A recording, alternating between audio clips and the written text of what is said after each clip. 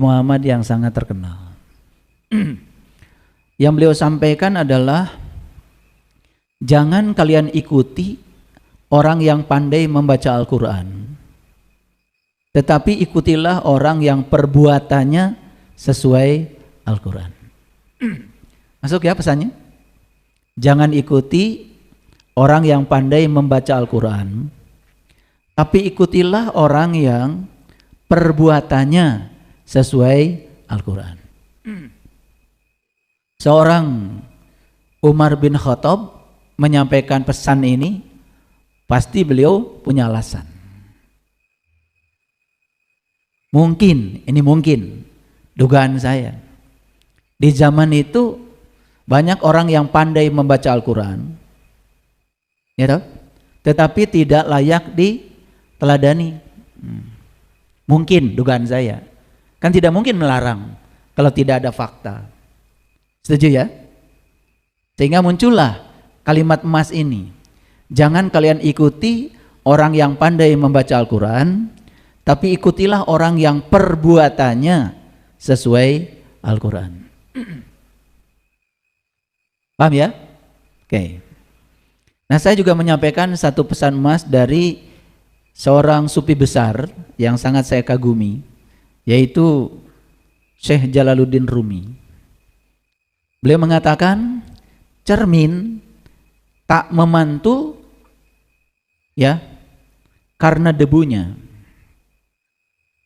bukan karena cahaya tidak hadir.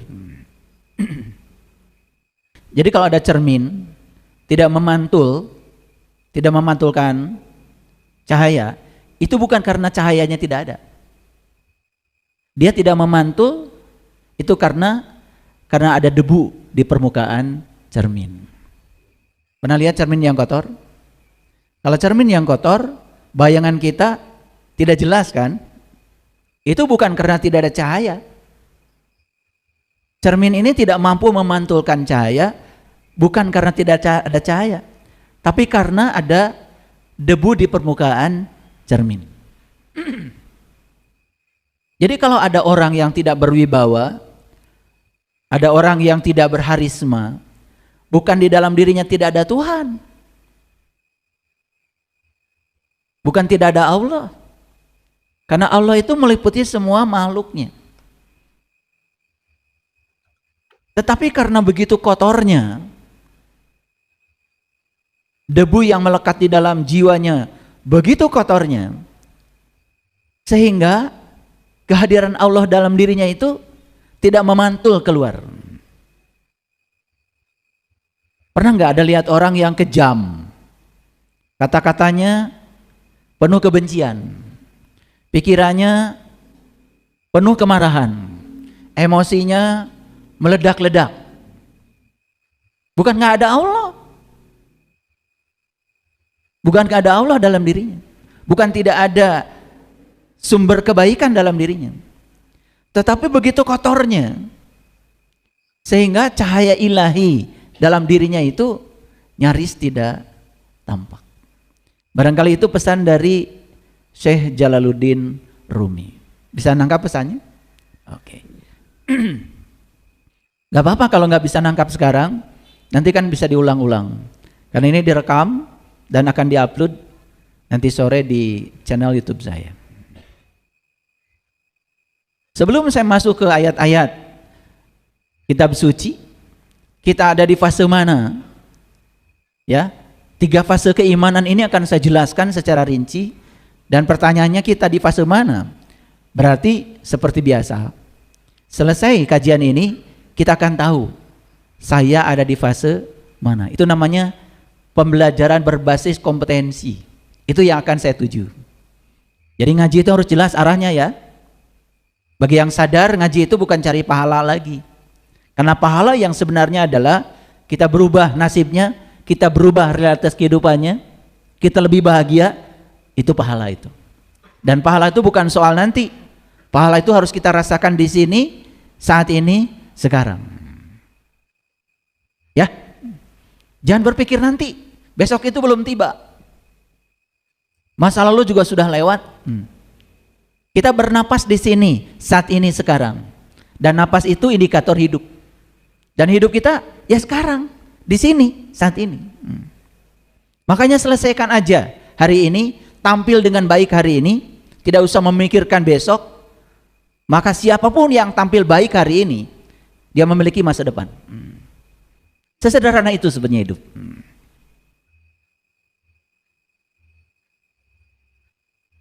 Dan sebelum saya masuk ke sana, sekarang ini kan di dunia media sosial, itu ada satu fenomena yang sangat luar biasa. Nama fenomena itu Rojali dan Rohana.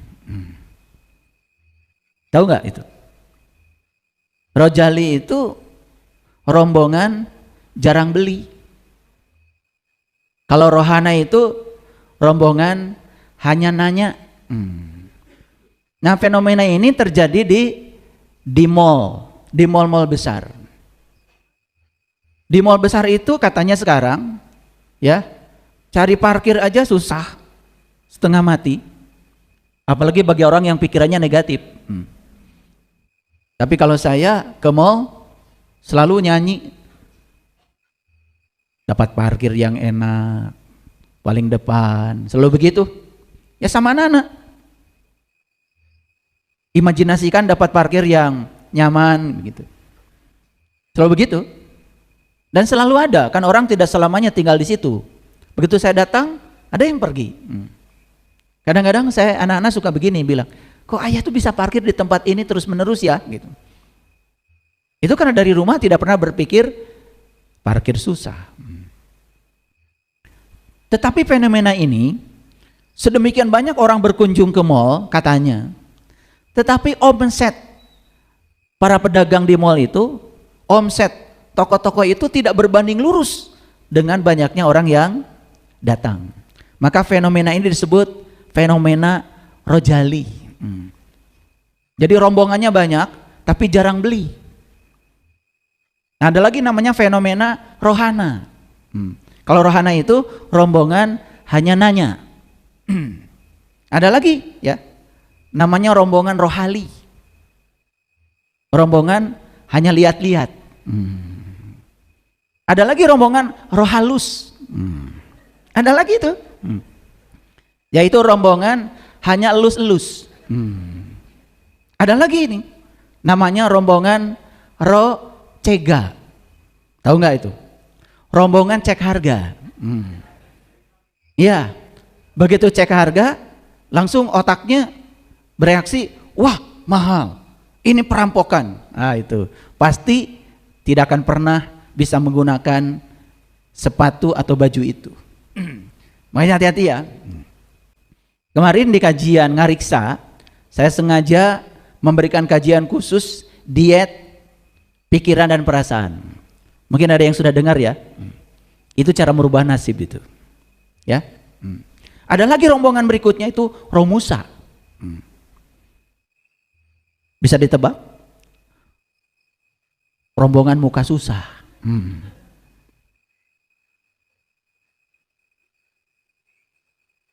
Nah, ini fenomena sosial. Kelihatannya saya bergurau.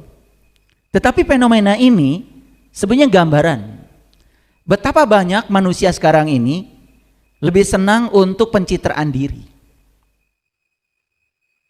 Ingin dibilang kaya, ingin dibilang status sosialnya tinggi, ingin dibilang manusia terhormat gitu. Sekalipun harus membohongi dirinya sendiri. Dan saya yakin ya, para peneliti yang membuat singkatan-singkatan ini itu bukan orang biasa. Itu mereka-mereka yang sangat tajam melihat fenomena sosial ini. Tapi saya tidak akan bicara itu. Justru saya akan menarik lebih dalam lagi.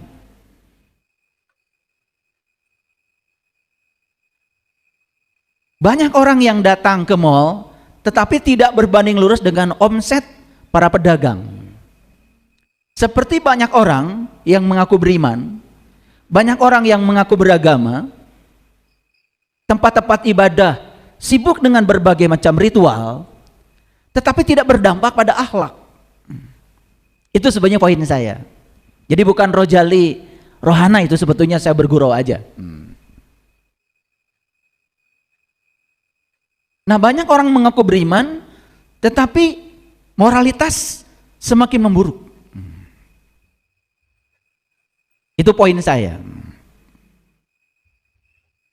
Banyak orang yang mengaku beriman, tetapi dia tidak memiliki ciri-ciri sebagai orang yang beriman. Kalau di Quran kan jelas sekali. Ciri orang beriman itu, kata Quran, 1, bahagia. Ya toh? 2, sholatnya khusyuk. Sholatnya ingat sama Allah, bukan ingat yang lain-lain. Yang 3, menjaga kehormatan diri. Itu kata Quran itu. Ini saya pakai bahasa Indonesia aja. Karena pakai bahasa Arab juga banyak yang nggak ngerti. Yang 4, tidak pernah melakukan tindakan-tindakan yang nggak penting. Kan begitu? Ya. Dan banyak lagi ciri orang yang beriman menurut Al-Quran. Nah, ciri orang yang beriman menurut Nabi Muhammad itu lebih detail lagi itu, melampaui yang ada di dalam Al-Quran. Karena beliau kan akhlaknya Al-Quran. Tidak disebut orang yang beriman jika tetangganya tidak nyaman dengan kata-kata dan perilakunya.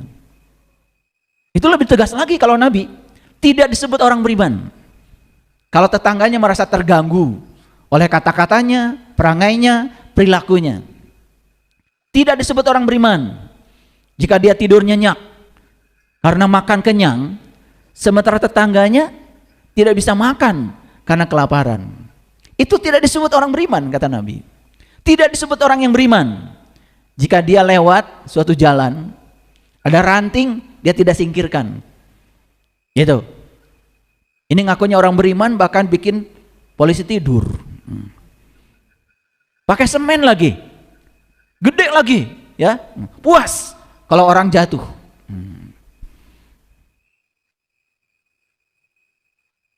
Makanya kalau ingin disebut orang beriman, sederhana.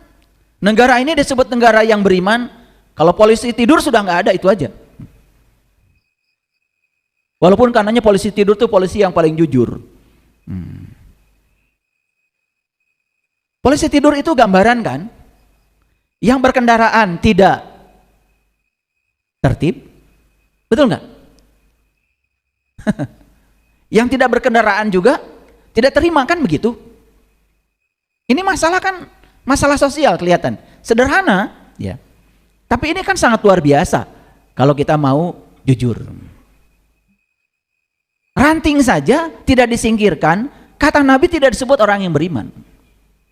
Nih Bapak Ibu nih, kadang-kadang jadi penitia hari besar agama, bikin panggung di tengah jalan, jelek aja, nggak peduli orang nggak bisa lewat, nggak peduli ekonomi terhambat, nggak peduli orang menjadi susah. Yang penting kita sedang menunjukkan ego keyakinan kita. Ada nggak yang kayak gitu di sini? Ada apa tidak ada? Nggak ada? Oh alhamdulillah, sudah beriman berarti. Nah, ini fenomena, ya, fenomena. Jadi, ya, fenomena rojali dan rohana itu sebetulnya hanya pintu masuk saja. Saya ingin masuk lebih dalam lagi, ya. Jadi kita beriman itu jangan cuma pencitraan di luar. Iman itu sebetulnya kan masalah pribadi. Yang harus kita tampilkan keluar itu kan sebetulnya dampak dari keimanan itu. Yang ujungnya kan akhlak sebetulnya. Maka Nabi Muhammad bicara ciri orang beriman itu sudah lebih jauh dalam dimensi akhlak. Mohon maaf ya Bapak Ibu, saya sarapan pagi aja, sarapan pagi nih, mau sarapan pagi, saya memandang makanan di meja, ya udah, saya tunda dulu makannya, saya keluar dulu, sambil berjemur saya jalan, pakai celana kolor. Saya khawatir tetangga saya ada yang tidak punya beras. Saya makan yang enak, sementara tetangga saya ada yang tidak punya beras. Saya khawatir. Yang terdekat aja. Jadi saya keluar dulu. Setelah saya tahu, oke, aman. Baru saya makan. Masih ingat gak? Saya tidak sekelas Nabi Muhammad. Wah, terlalu jauh. Nabi Muhammad itu mau minum susu, ya, beliau pandangi dulu susunya. Saya lapar, kata Nabi, dan susu sudah di depan saya. Tapi saya khawatir ada yang lebih lapar dari saya. Maka beliau tidak jadi minum susu. Sudah begitu nggak Bapak Ibu iman? Sudah begitu belum? Cocok nggak kalau hari ini kita bahas 3 fase keimanan? Cocok. Nanti kita akan tahu ada di level mana kita. Oke? Siap? Siap masuk? Yes. Kita masuk ya. Saya akan masuk dulu dari data. Oh, mohon maaf.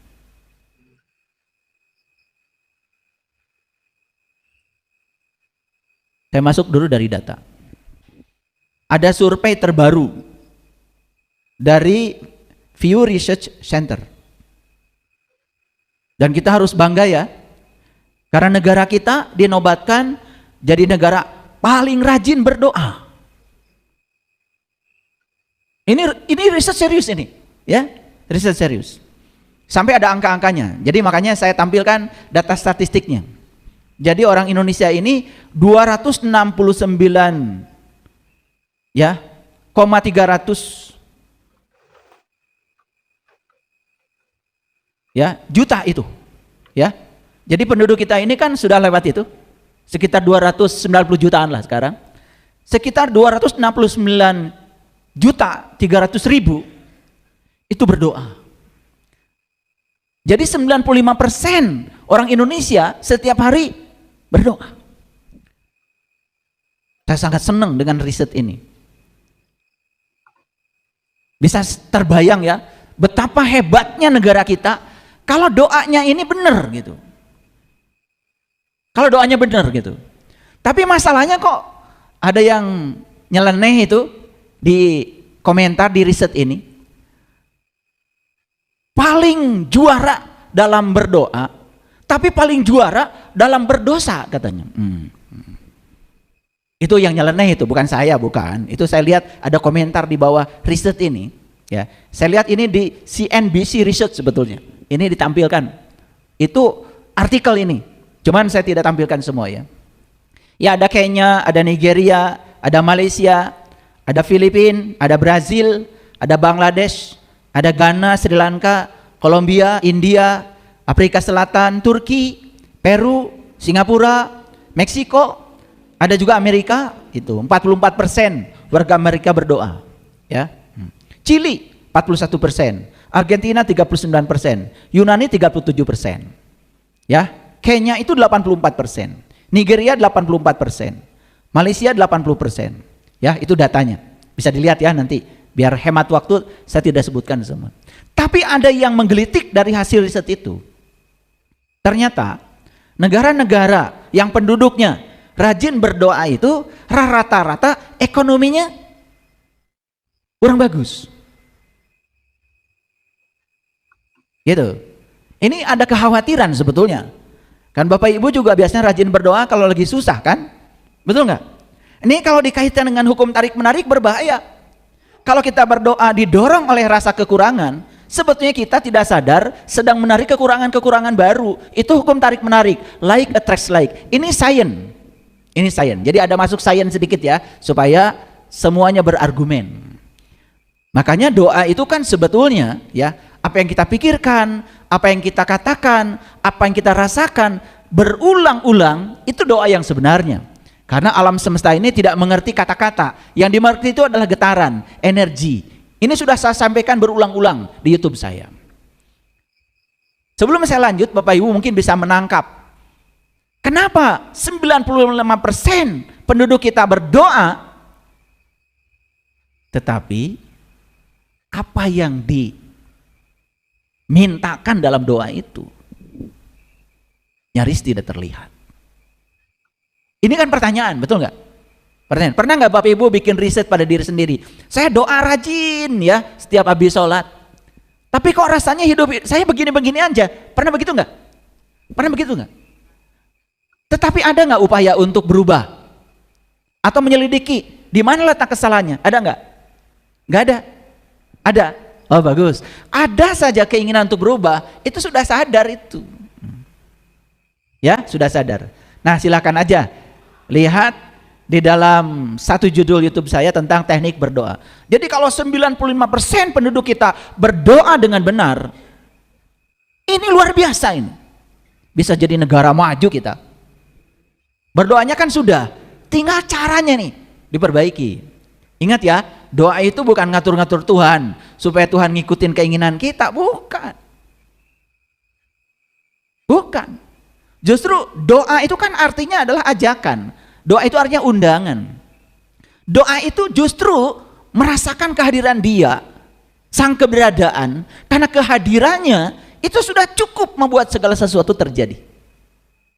Nah, ini harus ada pelatihan khusus. Khusus pelatihan untuk cara berdoa yang benar. Jadi di dalam Al-Quran Bapak Ibu ada satu perintah berdoa. Ini pernah dengar gak ayat ini? Ud'u rabbakum tadarruan wa khufyatan. Pernah dengar gak ayat itu? Pernah?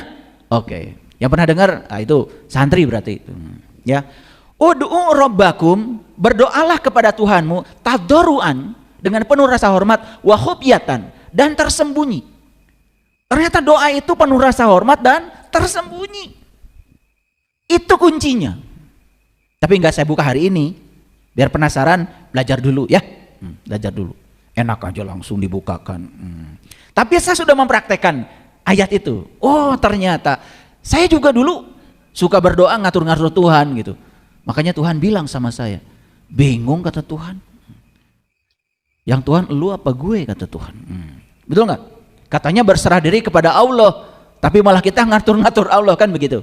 Saya tidak melarang berdoa, tapi berdoalah dengan syarat yang disampaikan Allah dalam Al-Quran. Ud'u rabbakum tadarruan wa khufyatan. Berdoalah kepada Tuhanmu, satu tadarru, penuh rasa hormat, yang kedua wa khufyatan, dan tersembunyi. Nah, ini harus dikaji khusus teknik berdoa ini. Mungkin harus dibikin pelatihannya, karena tidak akan cukup dibongkar di kajian umum seperti ini. Saya tunda dulu yang itu ya. Oke. Nah, para psikolog membuat istilah untuk manusia. Ada istilah dalam psikologi, itu namanya hipokrit. Hipokrit itu apa? Berpura-pura memiliki prinsip moral, padahal tindakannya bertolak belakang. Banyak yang kayak gitu. Jadi kelihatan seperti bermoral gitu, ya. Dibungkus dengan lembaga, seolah lembaga moral gitu. Dibungkus dengan kain kehormatan, seolah bermoral gitu.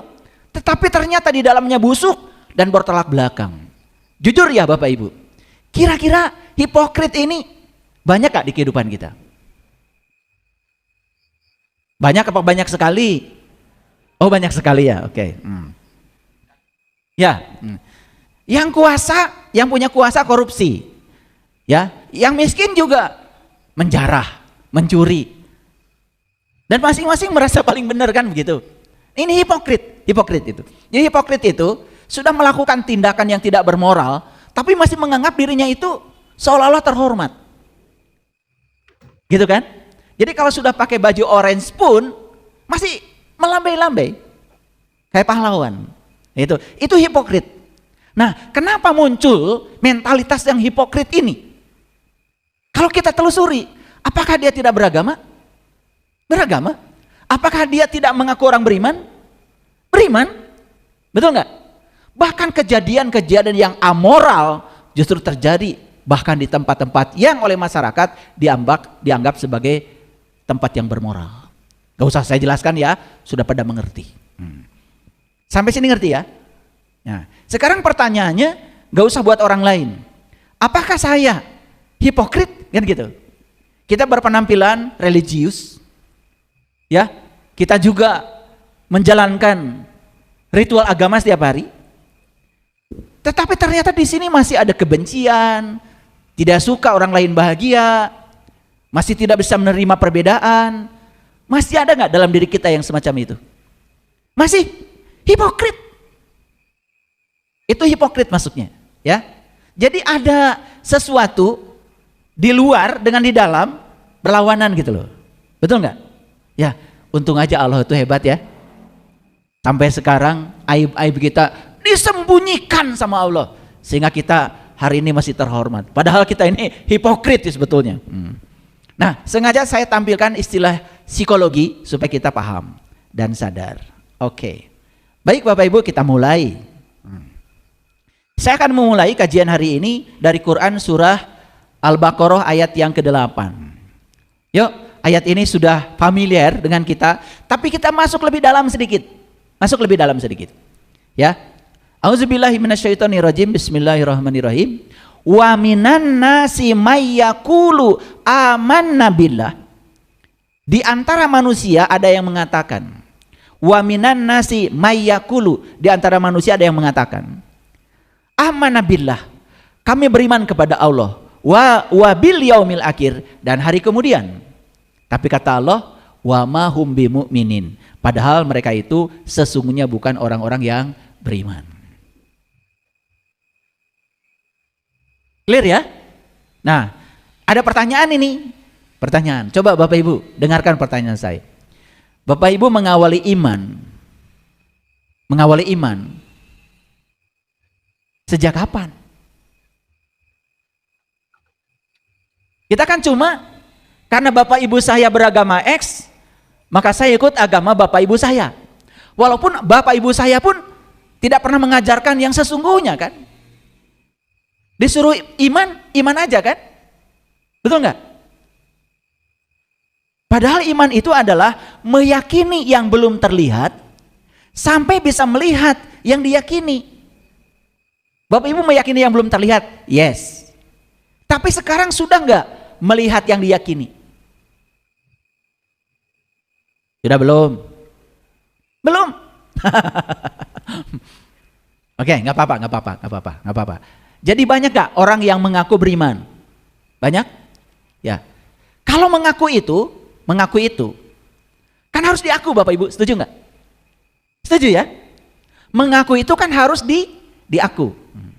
Cukup gak mengaku kalau nggak diaku? Nah sekarang Bapak Ibu mengaku beriman kepada siapa?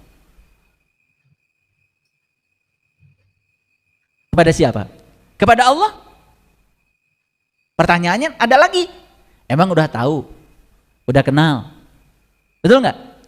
Nah, kebanyakan manusia mengaku beriman itu hanya kepada dirinya sendiri dan kepada orang di sekitarnya bahwa saya beriman. Setuju? Nah, ini masuk di ayat ini. Kata Allah, di antara manusia ada yang mengatakan kami beriman kepada Allah dan hari kemudian, padahal mereka itu bukan orang yang beriman. Nah, kira-kira bisa nangkep nggak ayat ini? Kenapa Allah bilang begitu? Kenapa Allah bilang begini? Dan ini di permulaan surat Al-Baqarah. Ada yang bisa menjawab? Kenapa Allah bilang begini? Karena faktanya ada. Realitanya ada. Betul nggak? Oke, saya lanjutkan dulu. Kalau gitu, saya mau bongkar nih rahasianya. Kita coba kita lihat ciri-ciri orang yang ada di fase ini. Ulangi ya, ayatnya diperjelas dulu. Masih ingat yang tadi?